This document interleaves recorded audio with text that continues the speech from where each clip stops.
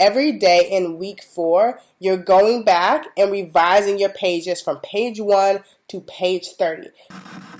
Hi, it's Spade from Storyteller Therapy. This is the podcast where I give the practical, emotional, and mental support for storytellers working in careers or working on careers in film and television. Be sure to subscribe so you don't miss a thing. Comment below your thoughts or questions about the content. This podcast is also available on Apple iTunes, Google Play, and Stitcher. All right, let's get started.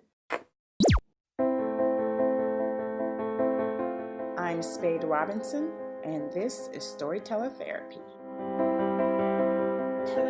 Can you believe this is episode 12? I almost can't believe it. It's like, I don't know where the time went, but this is happening. We're in a relationship together, so welcome. I'm super excited about today's episode because we're going to be talking about how to write a script in 10 weeks, a good script in 10 weeks.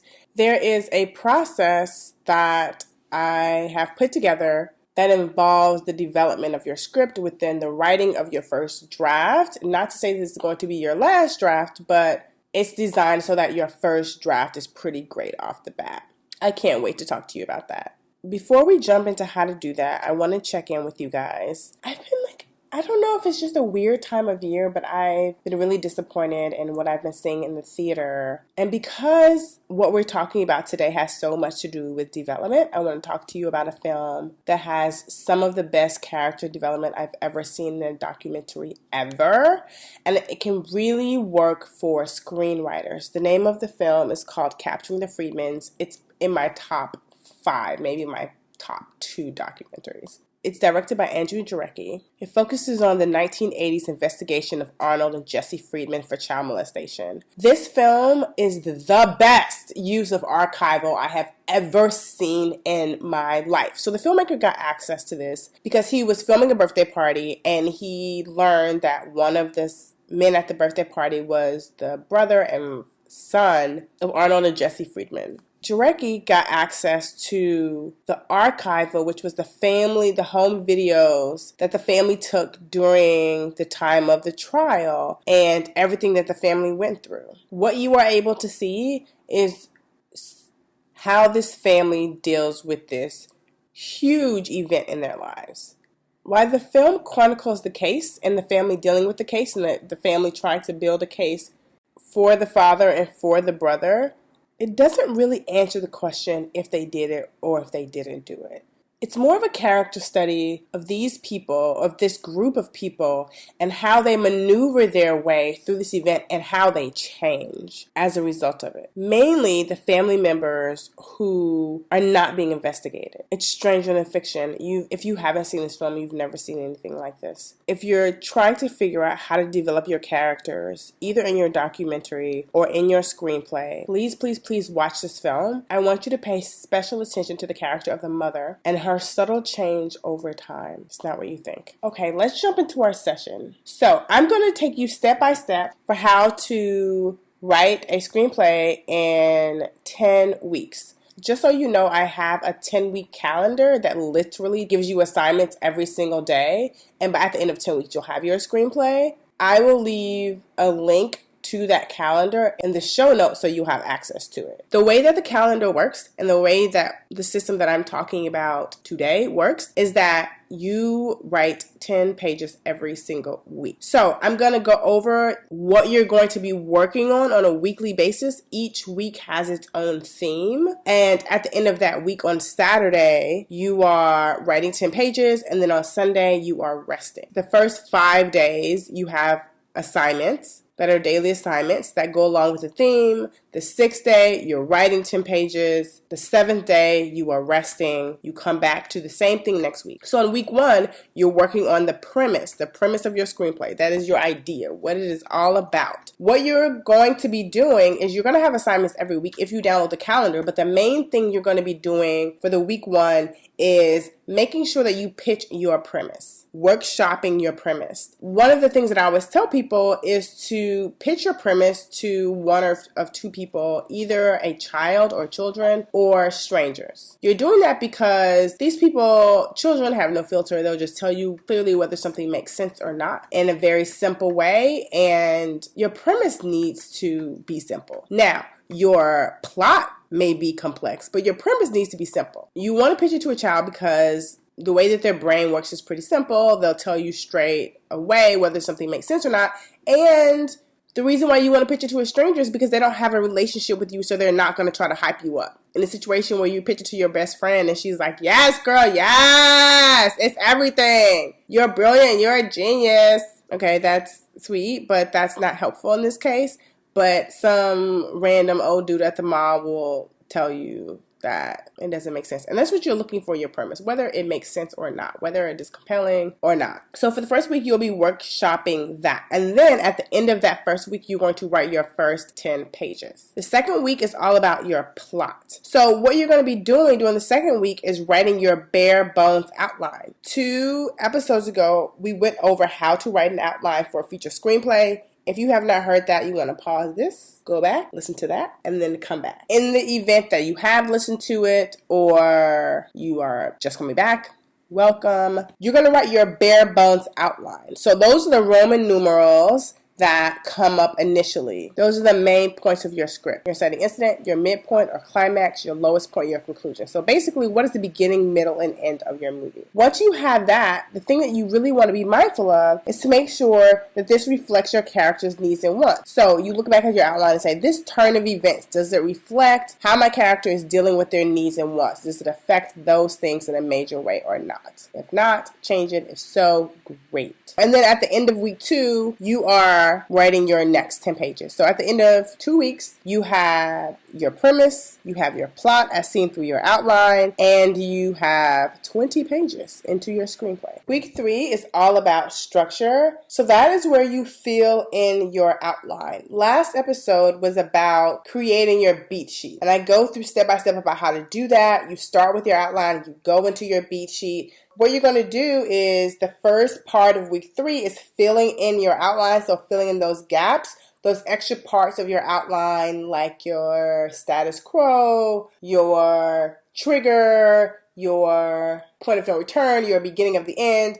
If none of that makes sense to you, then you have not listened to my podcast about outline. So if you are still at this point and you don't know what I'm talking about, pause. Go back to 2 episodes ago, listen to how to do your outline for your feature, and then come back. Hello, welcome. We're talking about week 3, structure. You're going to fill in the rest of your outline and go into your beat sheet at this point. So that's what week 3 is all about. Once you are at your beat sheet, then you know what every scene is going to be in your movie. If you don't know what a beat sheet is or how to do a beat sheet, or at least how I do a beat sheet, how I have my clients do a beat sheet, then go back to the previous episode, 1 episode over, and listen to the episode about how to put together your beat sheet, and then come back. At the end of week 3, you write your third set of 10 pages. Going into week 4, that is where you revise your pages up to date. Every day in week 4, you're going back and revising your pages from page 1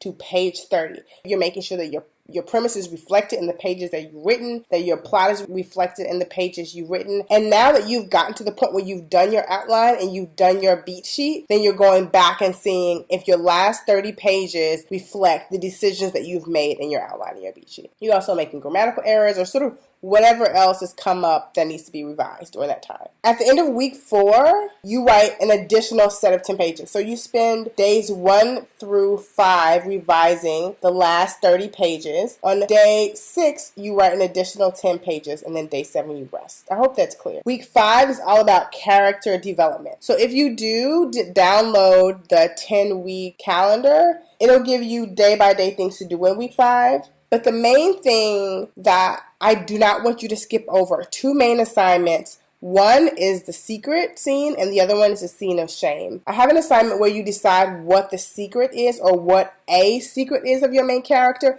It does not have to be big. It does not have to be huge. It doesn't have to be anything pertaining to the story at all. Once you know what that secret is, then you decide how that is reflected in the script. This can happen in a way where, for example, if I have a secret that is I stole something when I was a kid. The story may be about me as an adult, and it has nothing to do with that secret, but it may be reflected in the story in such that if something happens, I get on a soapbox about it. Or if something is taken from me, I'm extremely forgiving. Or I'm extremely judgmental. And that's reflected in how my character does. Again, a secret can be reflected in your script and have nothing to do with the story or come up in the story at all. The other assignment is a scene of shame. So this is a scene that I have you write, but that may not end up in the script or probably should not end up in the script. The prompt of the assignment is to recall a time in your character's life where they felt shame. And then you are to write that scene. Again, that scene may or may not end up in the script, especially if it's something deeper in their backstory. It's probably not going to be in the script, but it may be reflected in the script somehow. Again, that's just like the secret scene. Those are two other assignments that come out of week 5. At the end of week 5, you write another set of 10 pages. Week 6, you go over stakes. One of the assignments that I have for week 6 is you list something that's worse than death for your main character. So even if it's a comedy, it doesn't have to be dramatic. If it's a comedy, because it's not worse than death, but it's what your character feels like would be worse than death for them. So for example, if I'm a comedic character who's very materialistic, something I would feel that is worse than death if somebody stole my shoes. You would match that to the bottom of the second act for your character. So if your character is someone who would feel like it's worse than death if someone stole their shoes, then your bottom of the second act would have to be equivalent to something like that happening. So that's one of the things that you're going to match up. But on week 6, you're working with stakes all week. And then, of course, you write your additional 10 pages at the end of week 6. On week 7, you're doing your plant and payoff, which means you're going through your script and you are doing different exercises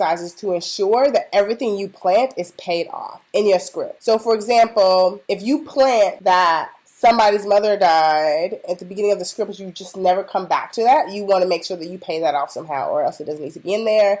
And sometimes, more often than not, you'll have something that's paid off but that wasn't planted. So you have somebody that proposes and you're like, where did he come from? I've never seen him. Who are you, sir? Why do you have a ring? I'm being dramatic about that, but I'll see a lot of payoffs for things that weren't planted. So week 7 is all about making sure that everything is planted and paid off. I have an exercise called right shoe, left shoe. You go through your script and you mark all of the left shoes, which is all of the payoffs that you have in your script, and then you go back and you look for the right shoes, which are the plants. And you do that on both sides. Your script should have continuity. Week 8, that's when you revise all of the pages up to date. So week 8 is just like week 4. You're going to spend the first 5 days revising the first 70 pages of your script. And then day 6 of week 8, you are going to write your additional 10 pages. And then week 9 is where you do your dialogue and character dialect work, which means you're spending this week working on how your characters speak to each other. I have an exercise called the character dialect, and that's basically how you choose the language of each character. Characters, of course, talk to each other differently or talk differently because they're different people. Well, sometimes because it's all coming from one writer's voice, it's difficult to make all the characters sound different and come from different perspectives. The way that you find out where your character dialect is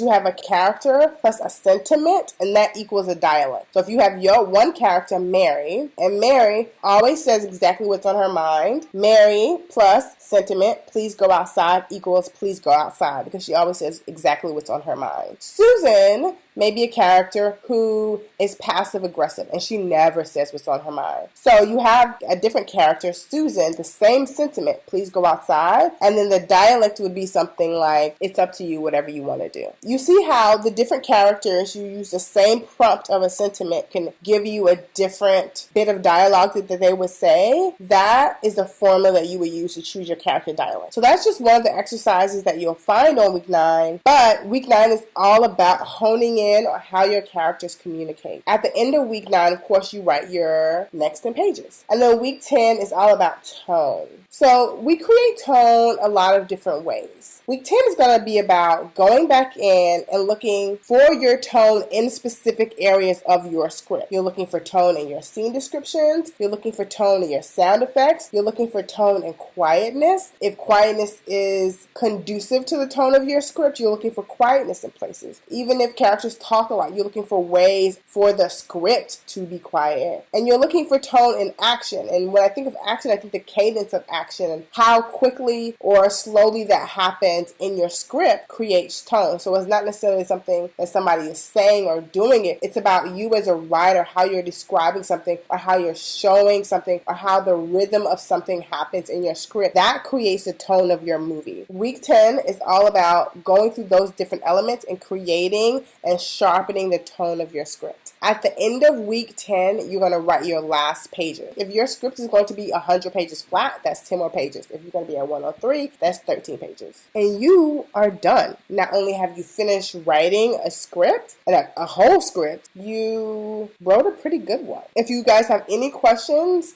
about the different weeks and what those mean, definitely let me know. I'll have a link to how to get in contact with me in the show notes. I'll also have a link to the calendar that I'm talking about that has all the exercises in it for every day, also in the show notes. For your homework, because everyone is not in the process of writing a script right now, if you are, I say download the calendar right now and get started. Your homework, if you are not doing that, but if you have already written your first draft, then I would go back through your first draft and look at your first draft with these things in mind: premise, plot, structure, revision, character, stakes, plan and payoff, dialogue, and tone. So use those to go back and comb through the script or comb through the draft that's your latest draft. Okay, that's all I have for this week. Happy writing. Again, you can send us a message. Just look us up on Facebook, Story Consulting Services, or go to facebook.com/Story Consulting Services, and then just send us a message through Messenger. That is all I have for today. But until next time, it's been real. Thank you for listening to this episode of Storyteller Therapy and Investing in You. Comment your thoughts or questions down below. Learn more about our labs, services, and support